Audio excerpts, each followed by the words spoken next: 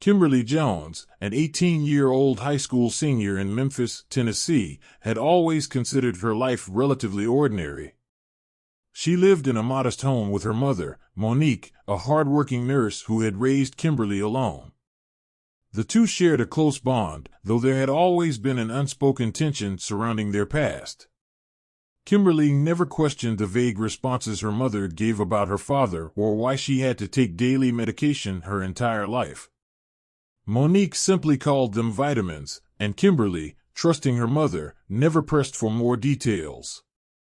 One evening, a heavy rainstorm swept through the city, turning the sky dark and filling the air with the rhythmic patter of raindrops against the windows. Monique prepared a simple dinner, her movements unusually slow and deliberate. Kimberly noticed her mother seemed distracted, her eyes darting away whenever their gazes met. After the meal, Monique suggested they sit together in the small kitchen, a space filled with the hum of the refrigerator and the faint scent of old wood. Kimberly sensed something was wrong but couldn't have predicted the weight of the revelation to come. Monique began hesitantly, her voice trembling. As she spoke, her words unraveled a truth Kimberly had never anticipated. Monique revealed that Kimberly had been born HIV positive, a result of an unspeakable trauma Monique endured nearly 2 decades earlier. She explained that the diagnosis had been a secret she carried to protect Kimberly from the stigma and judgment she feared her daughter would face. Kimberly sat frozen, her mind reeling. The world she thought she knew shattered around her. The moments of her childhood that had seemed strange, the countless doctor visits, the whispered conversations between her mother and healthcare providers, suddenly made sense. Yet, this newfound clarity only deepened her sense of betrayal. She felt an overwhelming wave of anger and confusion. Why had Monique kept this from her? Why had she been made to live a life built on half-truths and silence? The hours following the conversation were a blur. Kimberly retreated to her room, her mind flooded with questions and memories she now viewed through a different lens. She recalled the pills she had taken every morning, the strict rules about hygiene and personal space that Monique had enforced. All of it seemed suffocating now, like a life lived under false pretenses. As the rain continued to pour outside, Kimberly lay awake in her bed, staring at the ceiling. The pain in her chest felt like it might consume her, a mix of betrayal, fear, and profound sadness. She thought of all the moments she had felt different from her peers, unable to understand why she couldn't have the same freedom they seemed to enjoy. Now she understood, but the understanding came with a heavy burden. That night, Kimberly's anger began to take root. Her emotions churned as she grappled with the enormity of her situation. She thought about the stigma surrounding HIV, the isolation it brought, and the years she had lived in ignorance of her condition. As the storm outside raged on, so too did the storm inside her, setting the stage for a path she had yet to fully envision. At school, Kimberly began noticing things she had previously overlooked. The subtle dynamics between teachers and students now seemed more sinister. She saw how certain teachers interacted with the girls in her class, their behaviors hinting at a misuse of power that infuriated her. Mr. Lewis, the math teacher, had a habit of keeping students after class under the guise of extra help. His lingering stares and overly friendly demeanor made Kimberly uncomfortable in ways she hadn't fully recognized before. Miss Hall, the music teacher, seemed to fixate on certain female students during rehearsals, her gaze lingering just a moment too long. Coach Jackson, who was popular among students for his charisma, often made inappropriate jokes, laughing them off as harmless banter. And then there was Mr. Williams, the school principal, a man surrounded by whispers of misconduct, but shielded by his position and reputation. These observations stirred a deep anger within Kimberly. In the days following her mother's revelation, her emotions grew darker. The betrayal she felt at the hands of the world, her mother, society, and now these authority figures, transformed into a simmering rage. She no longer wanted to remain a victim. The pain she had carried her entire life demanded release, and she began to see a way to channel it.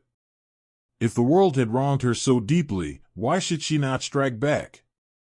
She decided that these individuals, who misused their positions and preyed on the vulnerable, would become the targets of her vengeance. Her plan began to take shape in the quiet of her bedroom, late at night. She wrote their names in a notebook, her thoughts sharp and focused. Each name was followed by details she had observed, patterns in their behavior, their vulnerabilities, the ways they could be manipulated. She studied their routines, noting when they were most likely to be alone, the spaces where they seemed least guarded. These details became the foundation of her strategy.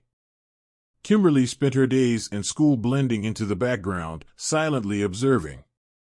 She paid close attention to how Mr. Lewis would lean over students' desks, how Miss Hall would offer private lessons after class, how Coach Jackson enjoyed physical proximity during practice drills, and how Mr. Williams seemed to thrive on the flattery of students seeking leniency for minor infractions. Each interaction fed into her growing sense of determination. Her anger crystallized into a clear goal. These individuals, who had exploited others without consequence, would finally face repercussions. Kimberly knew that her methods would cross boundaries, that what she intended to do would blur the lines between justice and vengeance. But in her mind, they deserved to feel the weight of fear, guilt, and pain, the same emotions she had lived with her entire life. The transformation within her was gradual but unrelenting. Kimberly no longer felt powerless. Instead, she began to see her condition, her beauty, and her intelligence as tools, means to an end. Her mind was sharp, her observations meticulous, and her resolve unshakable. She envisioned each target brought low, their authority stripped away, their confidence shattered. For the first time, she felt a sense of control, even empowerment, as she prepared to take back what had been stolen from her, her dignity and her sense of justice. Mr. Lewis, the math teacher, had always been overly attentive to Kimberly during class. She noticed the way his eyes lingered on her a little too long and how he often found reasons to call on her, even when she didn't raise her hand. His overly familiar tone and the way he leaned in closer than necessary during one-on-one interactions made her uneasy in the past. Now, with her newfound perspective and determination, she saw his behavior as an opportunity to set her plan in motion. Kimberly decided to make him her first target. She began by staying behind after his class, feigning confusion over a complex equation. She hesitated at her desk, her books neatly stacked, her pen tapping lightly against her notebook. When the other students had filed out, leaving the room quiet except for the ticking of the wall clock, she approached his desk. Her expression was carefully constructed, a mix of vulnerability and frustration. She asked for his help, her voice low, her body language slightly hesitant, as if she were unsure of herself. Mr. Lewis, eager to assist, gestured for her to sit beside him. Kimberly complied, choosing the seat closest to his desk. She pulled her chair closer under the pretense of better viewing his notes and allowed her knee to brush lightly against his. She apologized softly, her tone tinged with shyness, and he waved it off, though she noticed the slight flush that crept into his cheeks. She dressed strategically that day, nothing overtly inappropriate, just enough to draw attention. Her blouse was a bit more fitted than usual, the neckline modest but flattering. Her skirt, though well within dress code, rode up slightly when she sat, exposing just enough to capture his peripheral glance. She pretended not to notice how his gaze occasionally drifted, focusing instead on the way his voice faltered slightly as he explained the problem.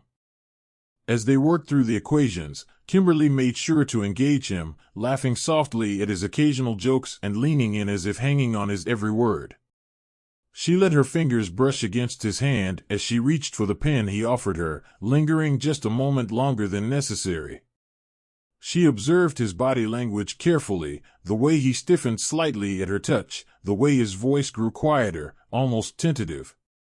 She complimented his teaching, subtly boosting his ego, and watched as his professional demeanor began to slip. His posture relaxed, and his focus wavered from the equations they were working on. The boundaries between teacher and student grew blurred as Kimberly maintained her performance, allowing him to feel in control while she carefully guided the interaction. When the session ended, Kimberly stood to gather her things, moving slowly and deliberately.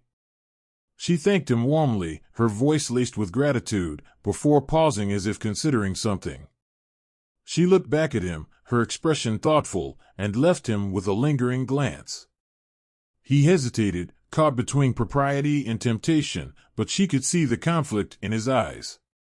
It was enough for her to know that the seeds of her plan had been sown. As Kimberly walked out of the classroom, she felt a mix of emotions coursing through her.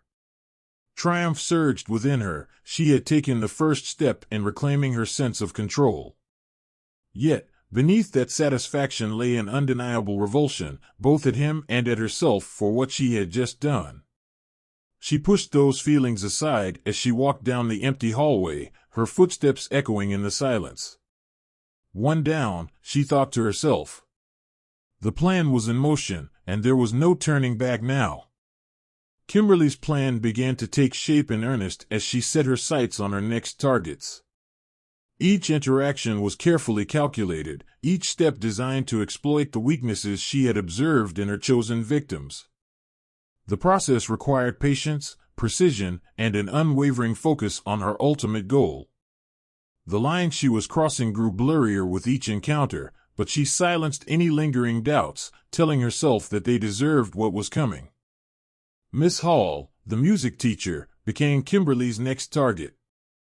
Miss Hall had always been reserved, maintaining a professional distance, but Kimberly had noticed the way her eyes lingered during lessons. She began to attend extra rehearsals, volunteering to stay late to practice under Miss Hall's guidance.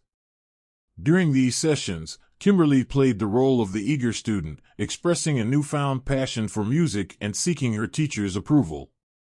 She made sure to choose moments when the music room was quiet, the soft glow of evening light streaming through the windows. She would position herself close to Miss Hall during discussions about technique, leaning slightly forward, her tone soft and inviting.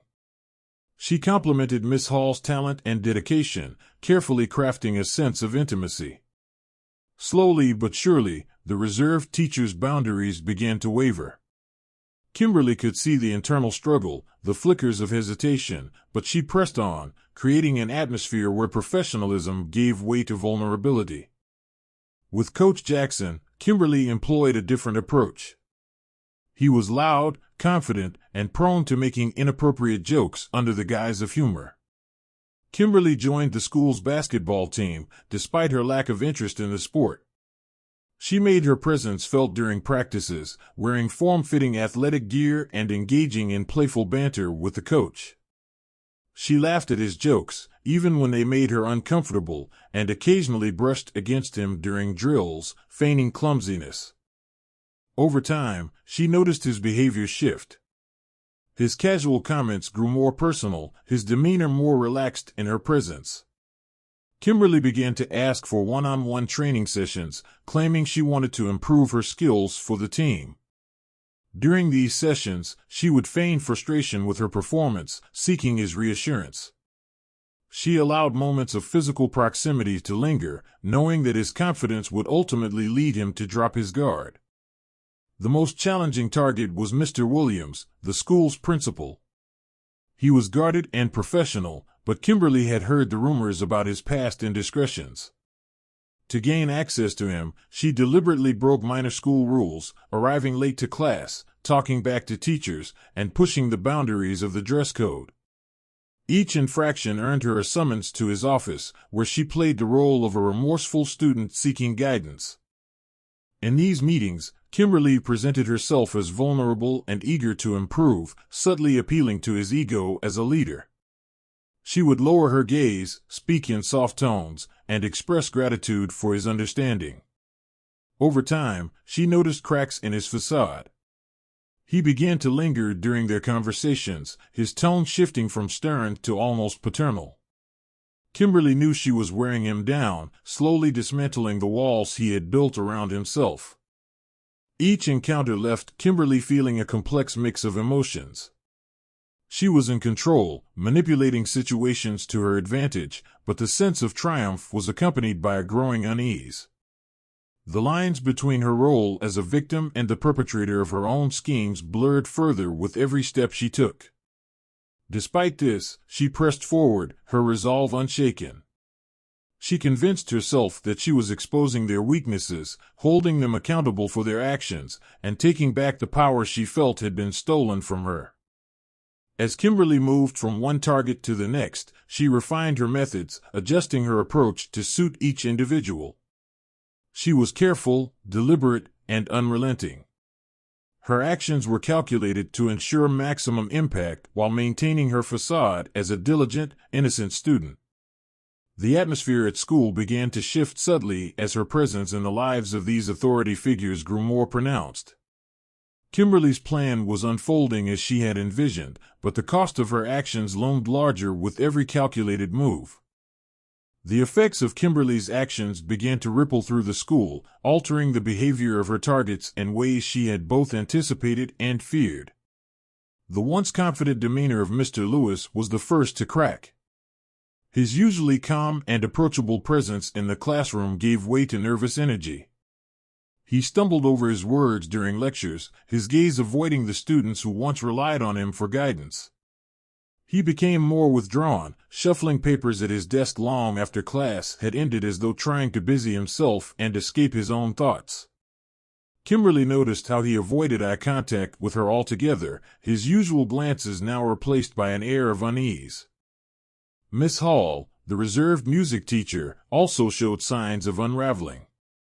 Once passionate about her craft, she now conducted rehearsals with mechanical precision, her warmth replaced by a cold detachment. She avoided lingering in the music room after hours and no longer encouraged students to seek her advice. Kimberly watched from a distance as Miss Hall's self-assurance seemed to wither, her interactions with students curt and devoid of the enthusiasm that had once defined her teaching. The spark in her eyes was gone, replaced by a haunted look that Kimberly couldn't ignore. Coach Jackson's reaction was different. His boisterous, overly familiar behavior with students took on an aggressive edge.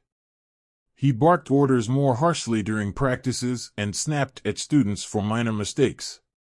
The coach, who once thrived on camaraderie and banter, now seemed to isolate himself. Kimberly saw how his interactions became strained, his attempts to maintain control over his emotions leading to further alienation from his team. The change in his demeanor was palpable, and it spread unease among the players who had once idolized him. Mr. Williams, the principal, exhibited the most dramatic transformation. A man who had always exuded authority and confidence, he now appeared diminished. He avoided making eye contact with students in the hallways and skipped public assemblies, delegating his responsibilities to other administrators. Kimberly noticed how he hesitated before speaking in meetings, his voice lacking its usual commanding tone. The weight of his actions seemed to hang heavily on him, and the rumors about his absence from the spotlight began to circulate among both staff and students. As Kimberly observed these changes, she initially felt a sense of satisfaction. Her plan was working. The people she had targeted were unraveling, just as she had intended. But the longer she watched, the more complicated her emotions became. The sight of their struggles stirred something she hadn't anticipated, a gnawing guilt that grew harder to ignore. The faces of her victims began to haunt her, their expressions of fear and unease replaying in her mind when she was alone. One day, as Kimberly passed the teacher's lounge, she overheard a hushed conversation. The words "test results" and "clinic" caught her attention, sending a chill through her. She paused, listening intently as the teachers spoke in anxious tones, their voices tinged with dread. It became clear to her that they were discussing something far more serious than personal guilt or shame. The realization hit her like a blow. Her actions had consequences far beyond what she had intended. It wasn't just their reputations or careers at stake, it was their health, their futures, and the lives of their families. For the first time, Kimberly felt the full weight of what she had done. Her plan, which had seemed so justified in the beginning, now felt like a reckless spiral out of control. The faces of her targets merged with the imagined faces of their spouses, their children, the people who would be impacted by the fallout of her actions. She found herself questioning whether her need for revenge had blinded her to the collateral damage she was causing. That night, Kimberly lay awake, her thoughts racing. The sense of power and control she had once felt was replaced by a deep sense of unease. She began to replay every step of her plan, every calculated move she had made, and wondered if she had gone too far. The lines between justice and cruelty blurred in her mind, leaving her feeling more lost and conflicted than ever before. Kimberly spent days wrestling with the consequences of her actions. The weight of what she had done and the ripple effects it had caused became impossible to ignore. The guilt gnawed at her, overshadowing any fleeting satisfaction she had once felt. The faces of her targets haunted her, fragments of fear, shame, and confusion replaying in her mind. She realized she could no longer pretend her actions were justified. She had crossed a line, and the only way to move forward was to confront the truth, no matter the cost. One morning, Kimberly resolved to take responsibility for what she had done. Her decision didn't come easily. The thought of exposing herself, her vulnerabilities, and her carefully hidden pain filled her with dread. But she knew that continuing to live with the weight of her actions would destroy her. She needed to make amends, not just for her victims, but for herself. She reached out to the teachers she had targeted, requesting a meeting. Her message was direct, but vague enough to avoid suspicion, emphasizing the importance of their presence. The meeting was scheduled for the following afternoon in the school's conference room. Kimberly spent the hours leading up to it preparing herself, rehearsing what she would say and bracing for the reactions she expected to receive. When the time came, the room felt oppressive. The air was thick with tension as the four teachers sat around the table, their expressions ranging from confusion to unease. Kimberly stood before them, her hands trembling slightly, but her resolve unshaken. She began to speak, her voice steady despite the storm of emotions churning within her. She told them everything, her diagnosis, her mother's secrecy, and the deep well of pain and anger that had consumed her. She described how those feelings had driven her to devise a plan of revenge, targeting them not out of malice, but as a way to reclaim control over her life. As her story unfolded, the expressions on their faces shifted from confusion to shock and, for some, anger. Kimberly didn't try to justify her actions.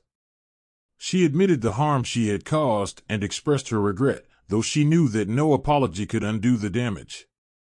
She told them that she was prepared to accept whatever consequences came her way, even if it meant legal repercussions or public humiliation. She just wanted them to know the truth. The room fell silent when she finished speaking. The teachers exchanged glances, their emotions raw and conflicted. Principal Williams, who had always prided himself on maintaining control, looked visibly shaken. Miss Hall's eyes glistened with unshed tears, her face a mix of betrayal and sadness. Coach Jackson sat stiffly, his jaw clenched, while Mr. Lewis avoided looking at anyone, his hands gripping the edge of the table. Kimberly didn't wait for them to respond. She had already contacted the school board and the police, reporting her actions and detailing the events that had transpired. Within hours, the school was in chaos. News of the scandal spread quickly, attracting media attention and igniting outrage among parents and the community. Kimberly was arrested and charged with multiple offenses, including endangerment. The teachers faced investigations into their conduct, and though they were also seen as victims, the inappropriate nature of their actions led to varying degrees of disciplinary action. Some lost their positions, while others faced public scrutiny and personal disgrace. The fallout was immense. Kimberly's story became a national headline, sparking debates about HIV stigma, the ethical responsibilities of educators, and the systemic failures that allowed such incidents to occur. The scandal forced schools across the district to reevaluate their policies, implementing stricter guidelines to protect students and foster a culture of accountability. For Kimberly, the road to redemption was long and arduous. After serving her time in a juvenile detention facility, she began to rebuild her life.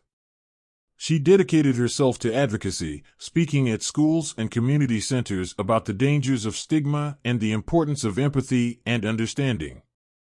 Her story, though controversial, became a powerful tool for change, inspiring others to confront their own biases and assumptions about HIV. Years later, Kimberly stood before a crowded auditorium, sharing her journey with a group of students. She spoke candidly about her mistakes, her pain, and the lessons she had learned. Her honesty resonated with her audience, many of whom had never considered the profound impact of stigma or the complexities of forgiveness. Kimberly knew she could never erase the harm she had caused, but she found solace in the work she did to make a difference. Each speech, each conversation, and each step forward was a way to honor the pain she had endured and the lives she had affected.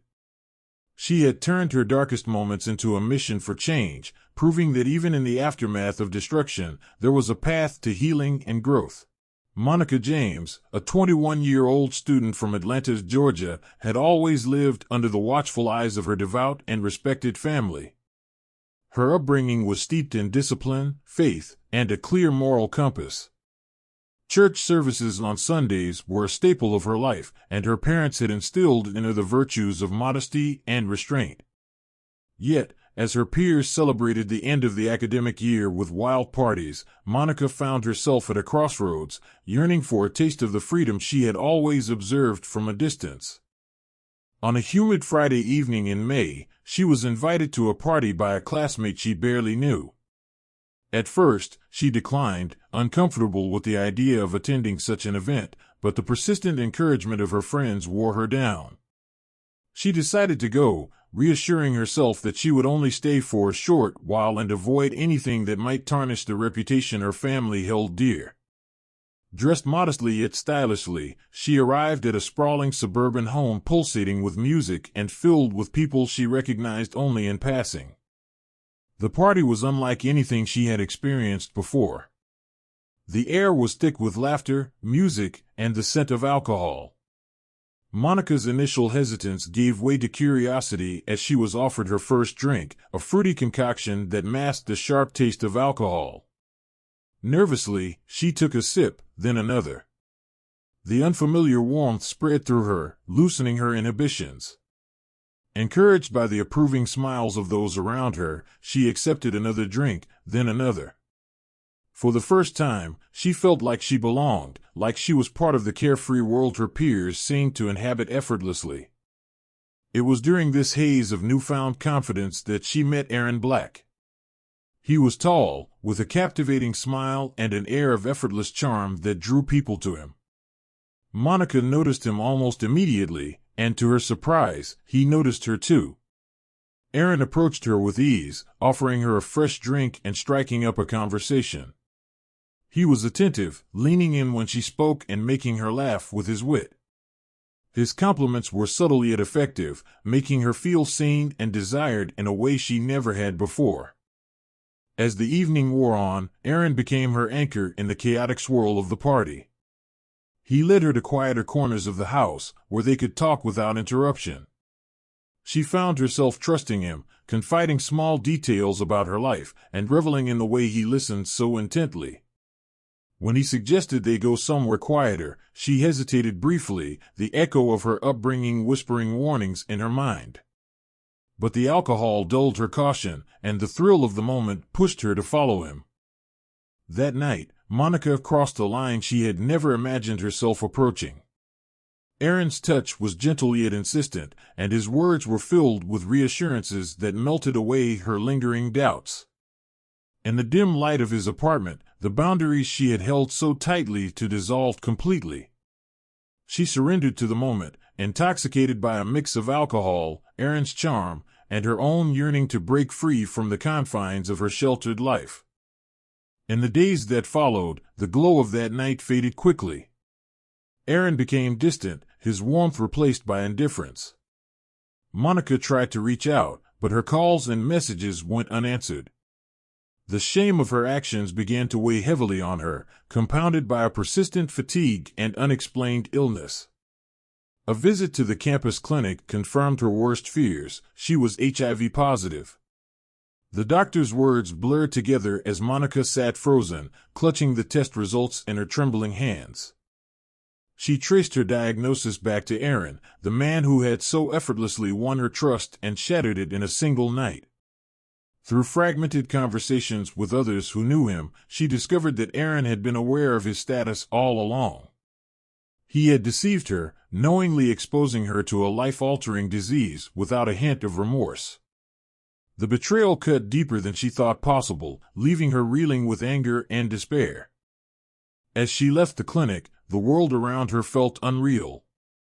The bright sunlight seemed to mock her, and the bustling streets of Atlanta blurred into a sea of indifferent faces. The teachings of forgiveness and faith that had been her foundation felt distant and hollow. A dark resolve began to take root in her heart. If Aaron could destroy her life without consequences, why should she spare others?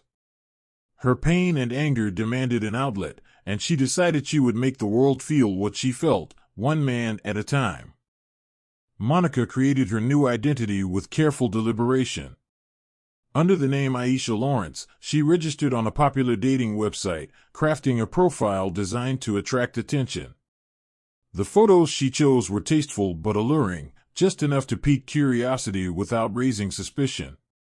Her bio was short and sweet, portraying her as a young, ambitious woman looking for meaningful connections. She knew exactly the type of man she wanted to target, someone who would see her as an escape, someone willing to take risks.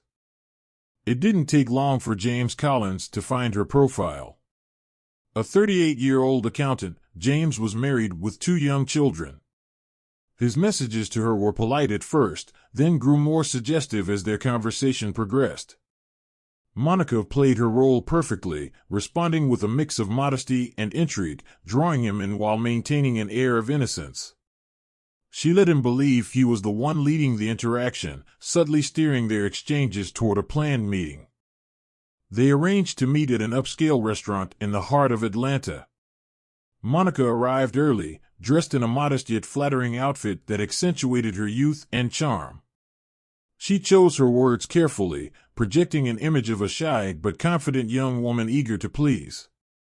James, in his tailored suit and polished demeanor, seemed captivated by her from the moment he arrived. Over dinner, she laughed at his jokes, listened intently to his stories, and complimented him in ways that made him feel special and desired.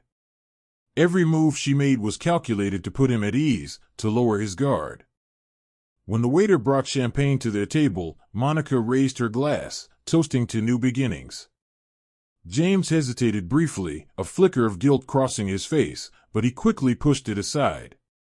The alcohol softened the edges of their conversation, making it easier for Monica to guide the evening in the direction she wanted. By the time dessert arrived, James was fully enthralled, leaning closer to her, his words tinged with the excitement of forbidden possibilities. After dinner, Monica suggested continuing their conversation somewhere more private. James, emboldened by her suggestion, offered to book a hotel room nearby. She agreed without hesitation, her expression perfectly composed. In the room, James tried to maintain an air of confidence, but it was clear he was nervous. When he reached for protection, Monica gently stopped him, assuring him there was no need. She smiled softly, her voice calm and persuasive, and his resolve crumbled under her gaze. He let himself believe her, blinded by her beauty and the allure of the moment. The night unfolded exactly as Monica had planned. She played her part with precision, ensuring every detail aligned with her growing sense of control. When James finally fell asleep, she quietly slipped out of the bed and gathered her belongings. Before leaving, she glanced at him one last time, a faint shadow of regret crossing her mind before it was swallowed by her anger and resolve. In the early hours of the morning, Monica walked out of the hotel and disappeared into the city streets. She felt a strange mix of triumph and emptiness. This was her first step, the beginning of a path she had chosen. For James, it was a night of passion with no idea of the consequences. For Monica, it was the first act of a plan that would change everything. Monica fully immersed herself in what she now referred to as her mission. Each day became a calculated series of steps, meticulously planned and executed with chilling precision. Her online persona, Aisha Lawrence, allowed her to move undetected, a phantom drifting between dating apps and social media platforms. She switched between aliases as easily as changing clothes, each identity tailored to appeal to her next target. Her victims came from all walks of life: married businessmen seeking escape, college students looking for casual flings, restaurant workers, teachers, and even a police officer who let his curiosity outweigh his judgment. Her approach was always the same. She began with light-hearted flirting, carefully gauging her target's vulnerabilities and desires.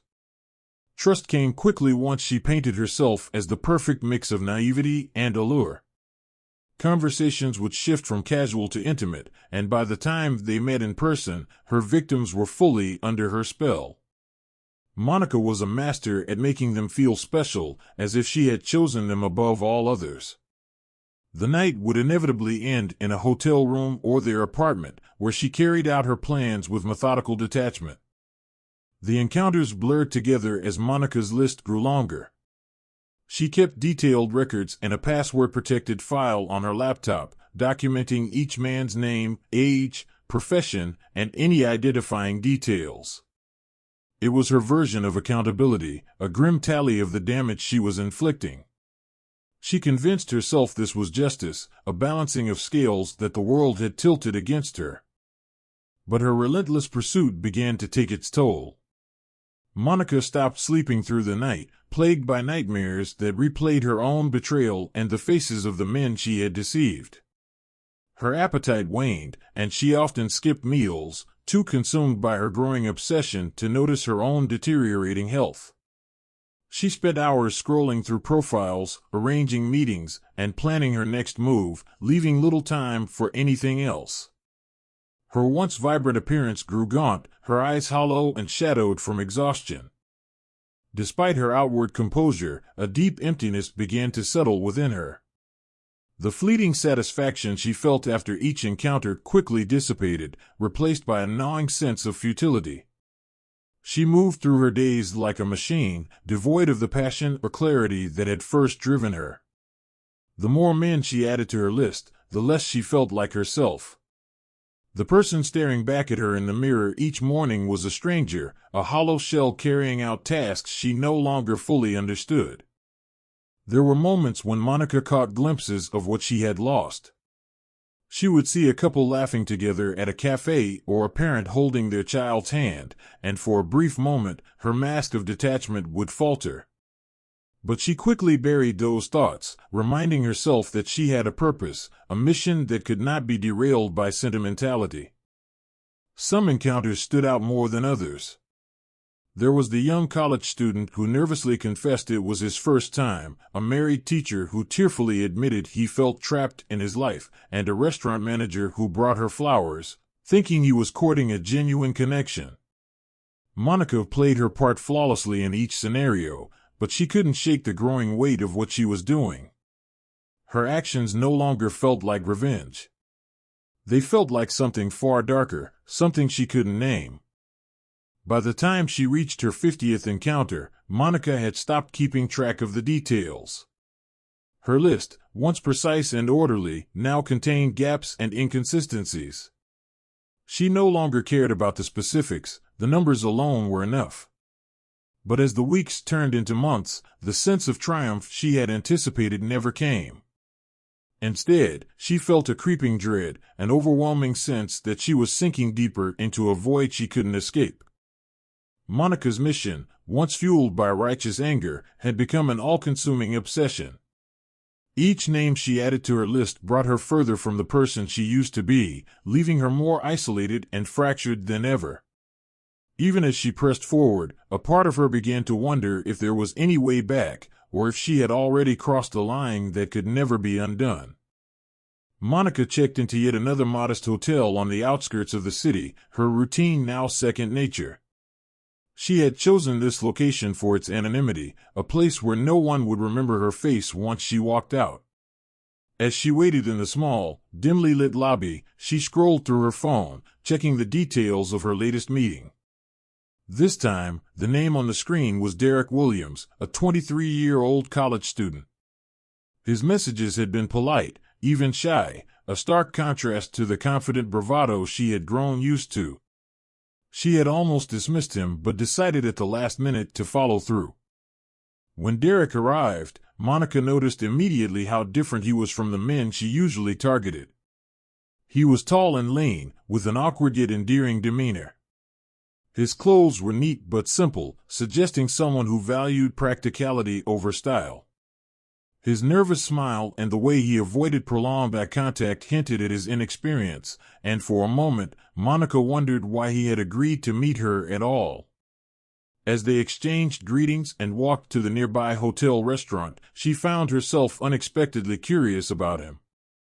Over dinner, Monica began to see layers of Derek that surprised her. He spoke softly, choosing his words with care, and when he looked at her, it wasn't with the hunger or entitlement she had grown to expect. Instead, his gaze held genuine interest, as though he wanted to know her as a person rather than a fleeting conquest. He shared stories about his family, his upbringing in a modest neighborhood, and his dreams of becoming an architect. His passion for his future plans was evident, and his optimism felt disarming. As the conversation continued, Derek confessed something that caught Monica off guard. He had never been in a relationship before. He admitted his inexperience with an almost apologetic tone, as if it was something to be ashamed of. Monica felt a pang of guilt, a rare emotion she hadn't allowed herself in months. She realized he wasn't just innocent in the way she had expected, he was untainted by the cynicism and deceit that had come to define her own life. For the first time in what felt like an eternity, Monica didn't feel the need to play a role. She let her guard down, asking him questions about his life and answering his with unexpected honesty. They talked about everything and nothing, his favorite books, her childhood memories, their mutual love for old jazz records. Hours passed unnoticed as they shared bits of themselves, weaving a connection that felt strange and fragile but undeniably real. When they returned to her room, the air was charged with a quiet tension, but it wasn't the kind she was used to. Monica had intended for the night to follow her usual script, but something in her couldn't go through with it. Instead, she sat on the edge of the bed and invited Derek to sit beside her. They continued talking, their words spilling out in the comfortable rhythm of two people who had known each other far longer than a few hours. Derek's openness had an effect on Monica she hadn't anticipated. His sincerity acted like a mirror, forcing her to confront the person she had become. As he spoke about his dreams and hopes, she felt a flicker of the person she used to be, a girl who believed in love, and possibilities, and a future untainted by betrayal and pain. It was as though his presence reached through the walls she had built around herself, exposing the humanity she had buried beneath her anger. They didn't touch that night, not in the way Monica had initially intended. Instead, they shared a closeness that felt far more intimate. When Derek eventually fell asleep, his face relaxed in peaceful innocence, Monica stayed awake, watching him with a mix of wonder and sadness. She felt an unfamiliar ache in her chest, a longing for something she couldn't quite name. For the first time since her life had spiraled into chaos, she questioned the path she was on. As the early morning light seeped through the curtains, Monica knew she had experienced something extraordinary. Derek had reminded her of what it felt like to trust, to connect, and to be seen without judgment. She didn't know what this meant for her or what the next step would be, but for the first time in a long time, she allowed herself to hope. Monica and Derek began spending more time together, their connection growing deeper with each passing day. Their meetings were simple and unpretentious, yet they carried a profound significance for Monica. They strolled through parks hand in hand, savoring the warmth of the sun on their faces and the quiet joy of being together. They visited small local cafes, sharing stories over cups of coffee and indulging in ice cream cones that melted too quickly in the Georgia heat. For the first time in what felt like forever, Monica allowed herself to feel something other than anger and regret. Derek's presence brought a sense of peace she hadn't realized she was missing. Their evenings were filled with quiet laughter and easy conversation. At the movies, Derek would glance at her during the emotional scenes, gauging her reaction with a gentle curiosity. In those moments, Monica felt seen in a way she hadn't since her life had spiraled into chaos. She found herself opening up to him in small ways, sharing fragments of her childhood and the dreams she once had. Derek listened with a sincerity that disarmed her, never interrupting, never judging.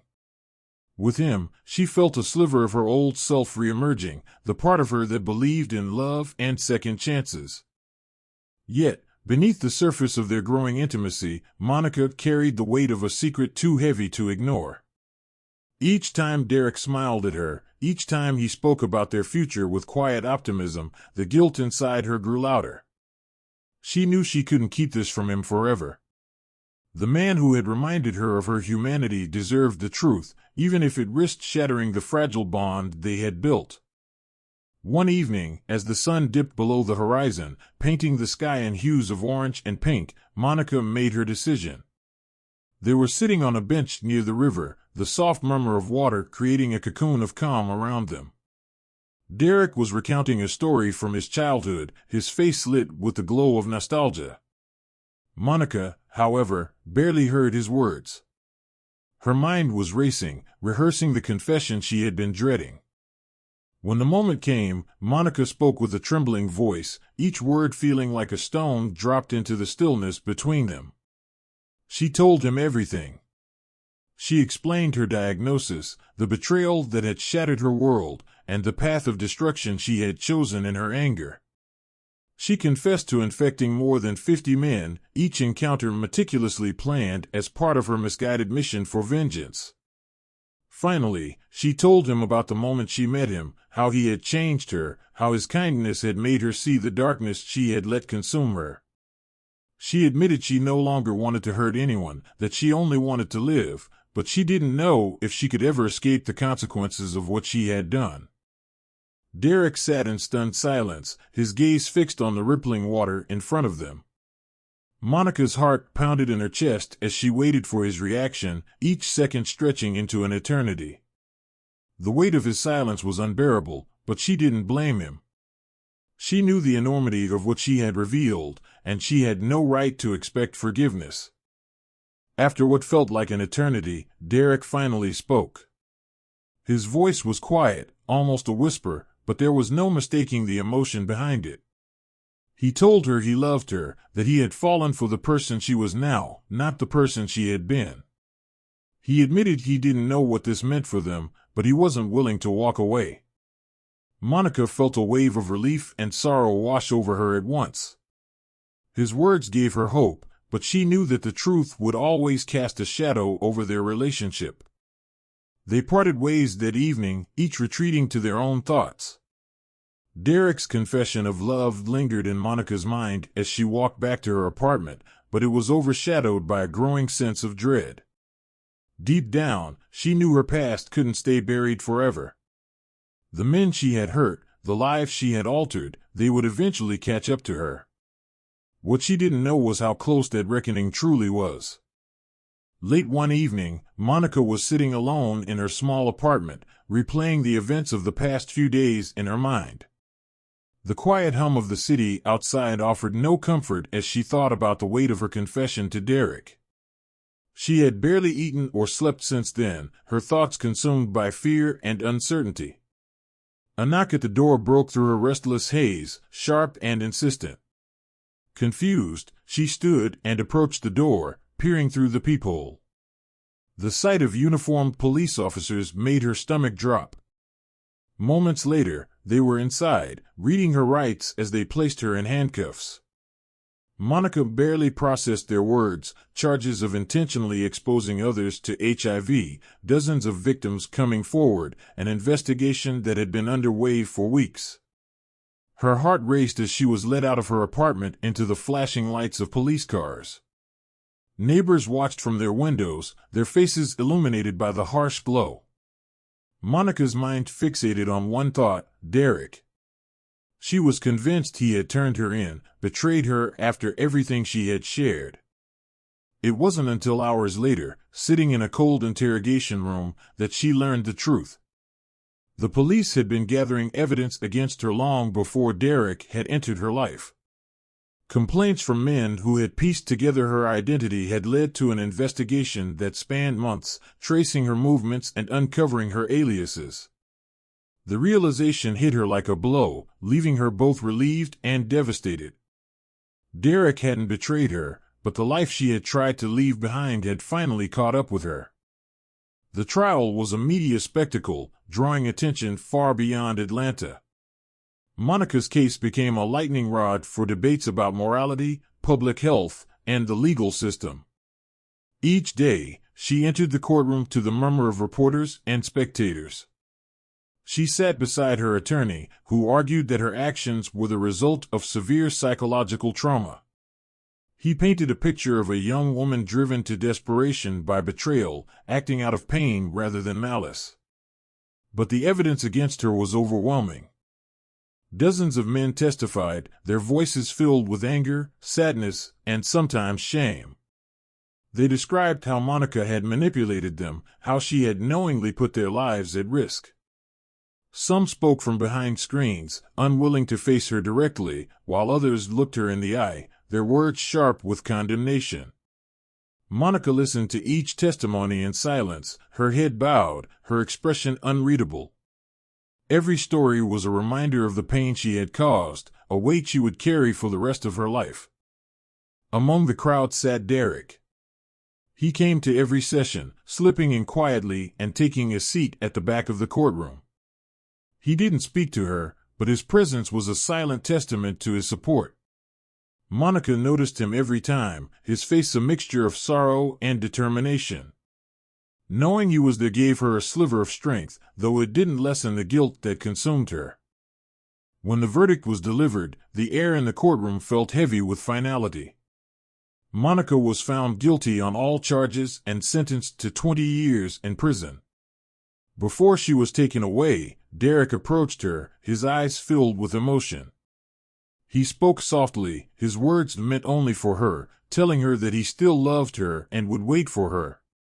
Monica didn't know how to respond, her voice caught in her throat. All she could do was nod, tears streaming silently down her face. Prison was both a punishment and a strange form of redemption for Monica. Stripped of her aliases and the layers of deception she had worn for so long, she began to confront the reality of her actions. She started therapy, delving into the anger and pain that had driven her, and found solace in writing. She penned a memoir detailing her life, her choices, and the lessons she had learned, hoping her story might serve as a warning to others. The book gained attention, with proceeds going to organizations supporting victims of HIV and trauma survivors. Monica also became a mentor to other women in the prison, many of whom were dealing with their own histories of pain and betrayal. She shared her story with them, not as an excuse, but as an example of the destructive power of unresolved anger.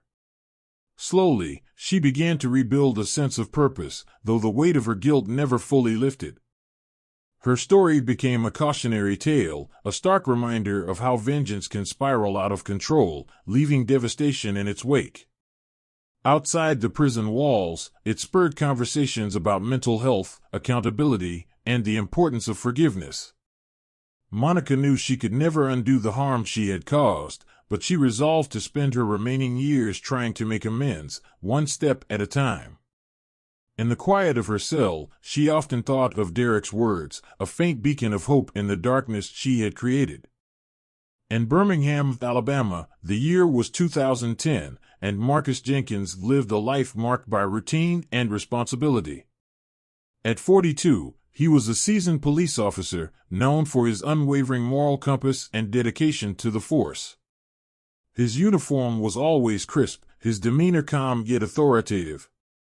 Marcus had earned the respect of his colleagues and community, but the demands of his job weighed heavily on him. Each day brought the pressure of decision-making, often in life-or-death situations, and the stress was beginning to seep into his personal life. Marcus was married to Loretta Jenkins, a 38-year-old woman with a warm smile and a heart full of compassion. Loretta had been a single mother when they met, raising her daughter, Danielle, on her own. Marcus had stepped into their lives as a stabilizing presence, and for a time, they had been a picture of blended family harmony. Loretta appreciated Marcus's sense of duty and his effort to provide for them, but she couldn't ignore the growing distance between them. He often seemed preoccupied, lost in his thoughts, and reluctant to share his burdens. Danielle Carter, Loretta's 18-year-old daughter, was navigating the complexities of young adulthood. A freshman in college, she was eager to carve out her own path. Danielle was intelligent and ambitious, but also guarded. She kept her emotions hidden behind a facade of independence, a trait she had developed during her mother's years as a single parent. While she respected Marcus, she maintained a cautious distance, uncertain about how much space she wanted to give him in her life. Her dreams revolved around leaving Birmingham, finding a career, and building a future that was entirely her own. The Jenkins household was situated in a modest yet cozy suburban neighborhood. Their home was well kept, with a small garden out front that Loretta tended to lovingly.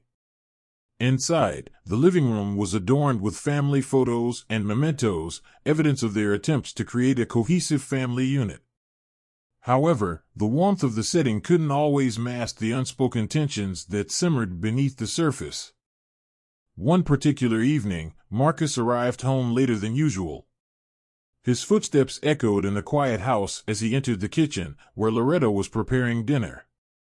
The scent of seasoned chicken filled the air, and the table was already set for three. Danielle was in her room, headphones on, immersed in her studies. Marcus's tired eyes scanned the room, and he felt a pang of guilt for the time he had been spending away from his family. During dinner, the three of them sat together, their conversation polite but subdued. Loretta asked about Marcus's day, and he offered vague responses, avoiding the details of the arrests and confrontations that had consumed him.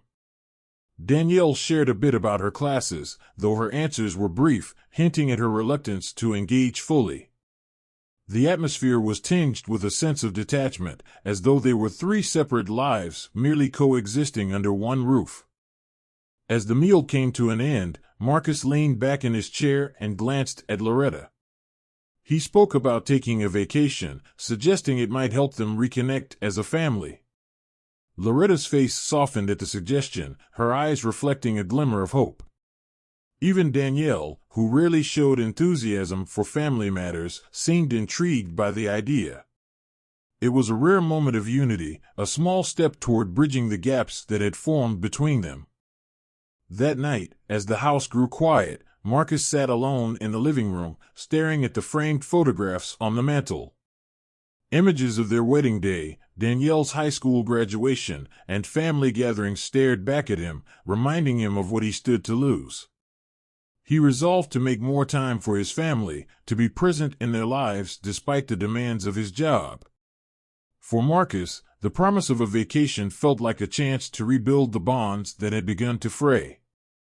Upstairs, Loretta lay awake, reflecting on Marcus's words. She wanted to believe in his promise, to trust that things could improve. Danielle, too, lay in her room, contemplating the idea of spending more time with her family, even as she longed for the independence that college life had begun to offer her. At work, Marcus Jenkins faced an unusually tense situation. His partner, Raymond, a man known for bending the rules, accused Marcus of being overly strict and unwilling to compromise during their patrols. The accusation struck a nerve. Marcus had always prided himself on his principles, but the constant stress of his job and the growing disconnect with his partner made his workday feel heavier than usual. The arguments between them were becoming more frequent, each one chipping away at the camaraderie they once shared. By the time Marcus returned home that evening, the weight of the day was visible on his face. The house was quiet, save for the faint hum of the television in the living room. Loretta was in the kitchen, her movements sharp and purposeful, a silent signal of her irritation. Marcus realized too late that he had forgotten their wedding anniversary.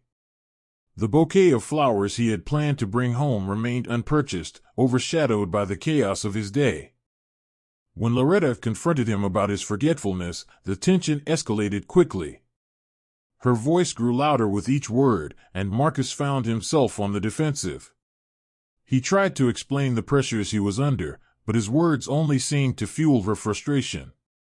What started as a disagreement about a missed anniversary unraveled into a full-blown argument, touching on deeper issues of neglect and emotional distance.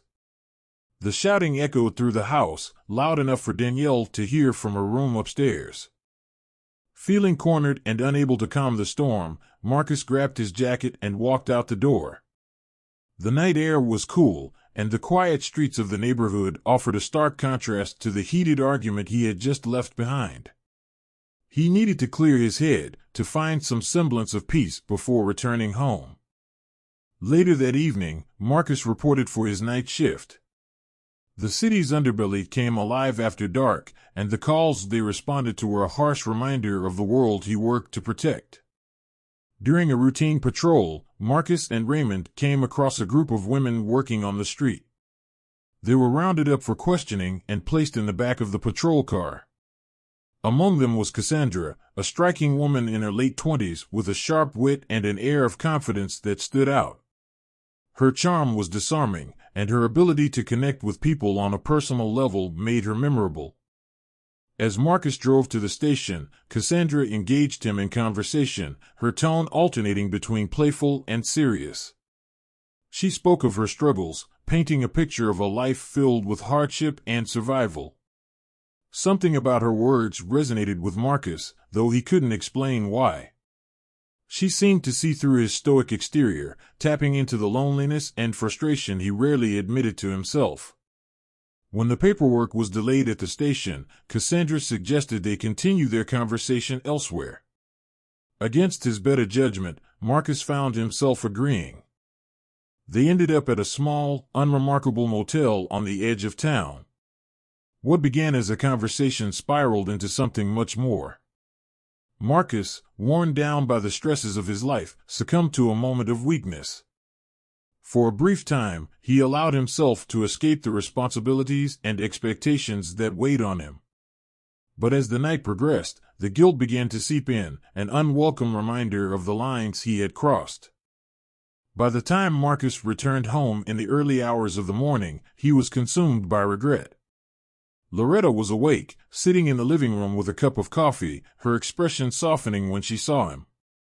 Marcus approached her cautiously, offering an apology for the argument and his absence. His sincerity seemed to reach her, and she forgave him.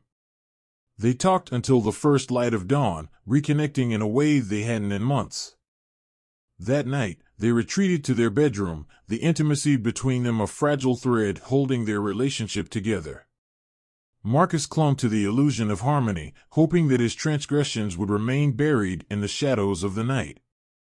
The chapter ended with the house bathed in silence, the echoes of their earlier argument replaced by the semblance of peace. A few days had passed since Marcus Jenkins's encounter with Cassandra, and he was doing his best to push the memory into the farthest corners of his mind. He threw himself into his work and family life, trying to ignore the lingering guilt. But the fragile balance he had constructed was shattered when his partner, Raymond, confronted him in the precinct's parking lot. Raymond, always perceptive and opportunistic, held his phone in hand and showed Marcus a video. The grainy footage captured Marcus's indiscretion with Cassandra, leaving no room for denial. Raymond's smirk carried the weight of power, and his words were sharp and calculated. He laid out his ultimatum with chilling clarity. Marcus would assist him in covering up his involvement in an illegal drug operation, or the video would make its way to Loretta. The threat hung in the air, heavy and suffocating. Marcus felt the ground shift beneath him, his sense of control slipping away. The image of Loretta's face, her trust shattered, haunted him. The weight of the blackmail began to manifest in every aspect of Marcus's life. At home, his usual calm demeanor was replaced by restlessness. He avoided Loretta's gaze, his conversations with her curt and distant. Loretta, perceptive and sensitive to his moods, grew increasingly concerned. She noticed the way his hands trembled when he thought she wasn't looking and the way his responses to her questions seemed evasive. The atmosphere in the house grew tense, the unspoken suspicions creating a rift between them. At work, Marcus struggled to focus. His colleagues noticed his distraction, though none dared to question him directly. The pressure of Raymond's demands and the fear of exposure gnawed at him. Each day, Marcus contemplated his options, but no solution seemed viable.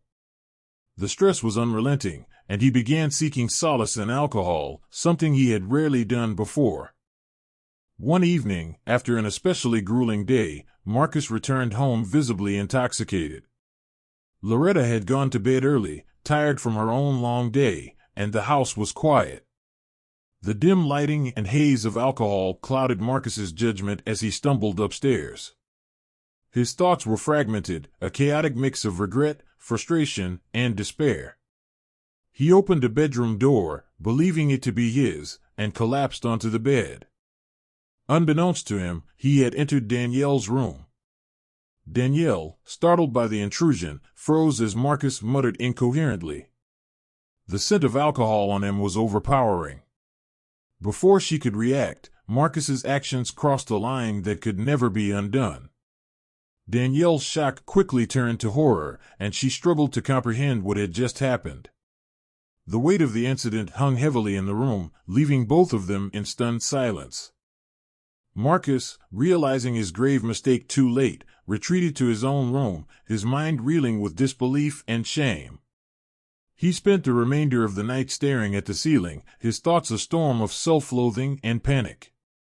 Danielle, on the other hand, locked herself in her room, unable to process the betrayal and confusion she felt. The house, once a place of security, now felt foreign and hostile to her. The events of the night left a fissure that could not be repaired. Marcus's actions had not only compounded his existing troubles, but had also irreparably damaged the trust and safety of someone he was supposed to protect. The consequences of his mistake loomed ominously, threatening to unravel everything he had worked to build. Overwhelmed by Raymond's blackmail, Marcus Jenkins decided to take a calculated risk. Using his knowledge of departmental politics and Raymond's own questionable actions, Marcus began gathering evidence against him. Raymond had been involved in covering up drug operations for months, and Marcus had quietly taken note of the irregularities. He compiled the information and anonymously reported it to their superior officers. The subsequent investigation was swift and decisive. Faced with mounting evidence, Raymond was forced to resign, his career in law enforcement effectively over. The threat of exposure that had loomed over Marcus dissipated, leaving him with a fragile sense of relief. In the months that followed, life in the Jenkins household seemed to regain a semblance of normalcy. Marcus focused on his work, carefully avoiding any missteps, while Loretta busied herself with maintaining their home. Danielle appeared distant but functional, throwing herself into her studies and spending more time away from the house. The tension from the earlier months began to fade, and Marcus allowed himself to believe that he had managed to put the past behind him. However, the illusion of peace was shattered when Loretta began experiencing unusual symptoms. At first, it was subtle fatigue, persistent headaches, and occasional fevers. She attributed it to stress or a passing virus, but as weeks went by, her condition worsened. Reluctantly, she scheduled a medical appointment, hoping for simple answers. The results of her tests brought devastating news: she had tested positive for HIV.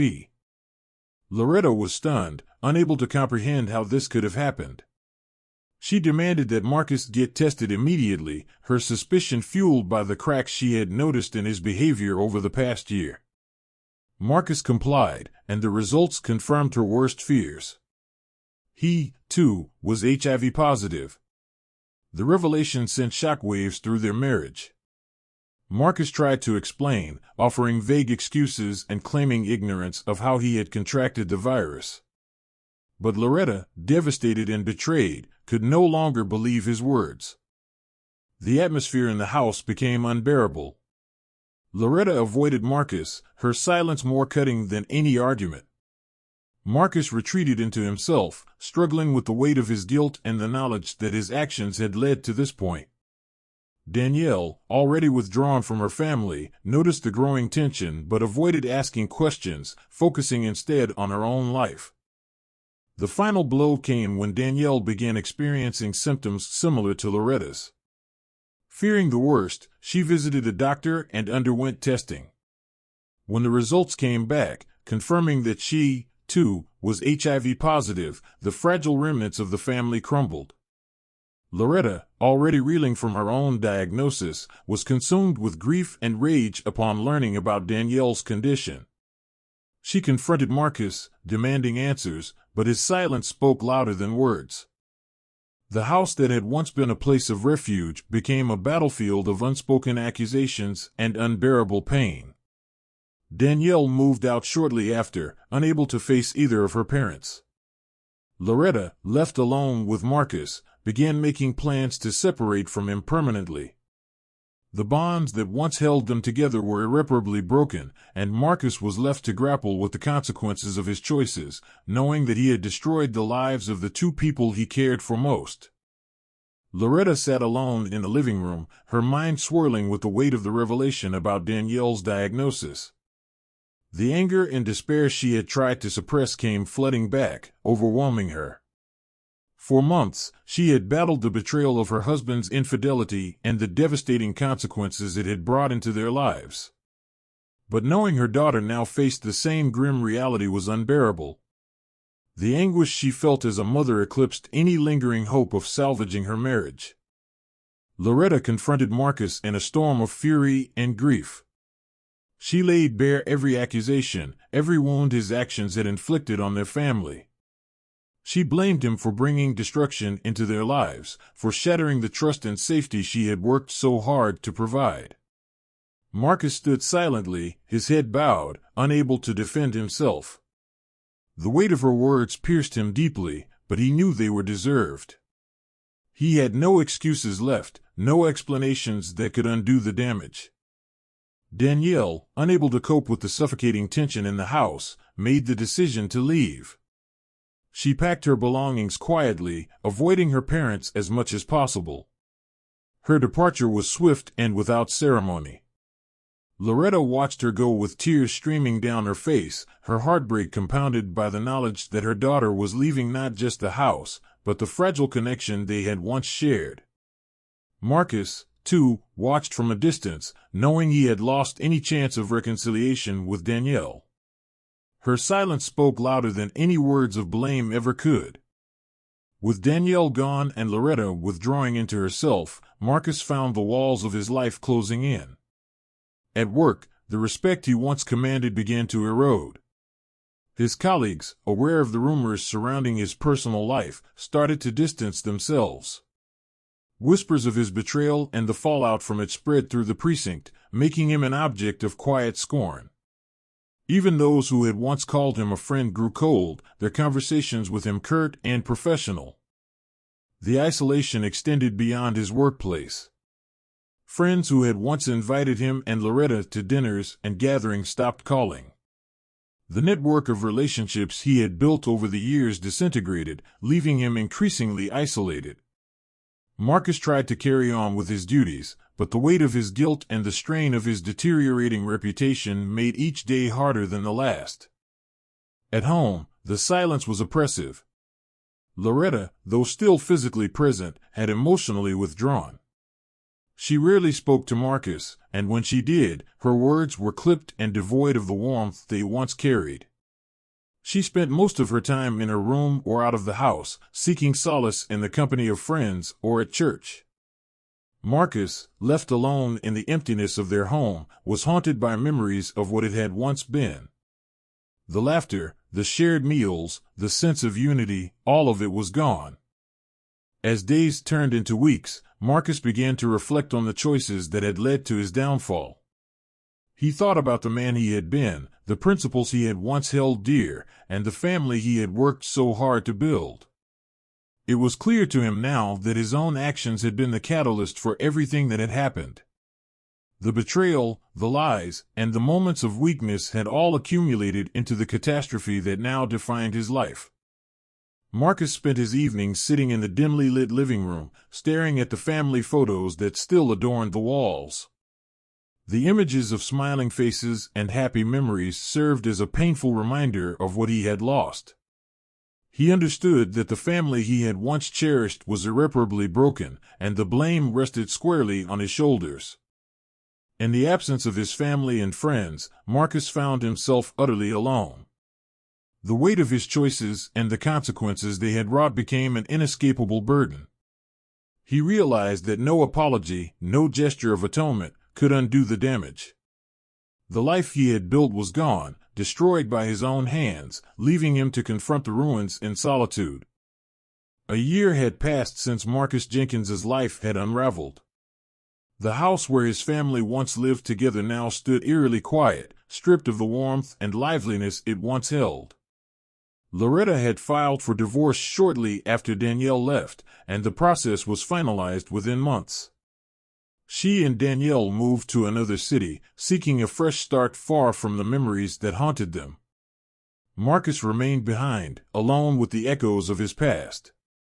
The routine of his days had become monotonous, a cycle of work and solitude broken only by his newfound dedication to the church. Marcus began attending services regularly, seeking solace and redemption in the sermons and prayers. The words of forgiveness and grace offered a small comfort, though he often felt unworthy of them. The church became his refuge, a place where he could sit in silence and reflect on the choices that had led him to this point.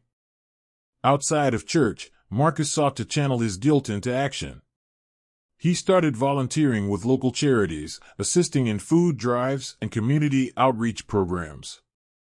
He hoped that by helping others, he might find a way to atone for the pain he had caused. The work brought him moments of clarity and purpose, but it could not erase the emptiness that lingered within him. Every kind act he performed felt like a drop in the ocean of regret that consumed him. His relationship with his colleagues remained strained. Though the rumors and judgments had faded with time, Marcus still felt the distance they maintained. He no longer sought their camaraderie, content instead to focus on his duties and avoid unnecessary interactions.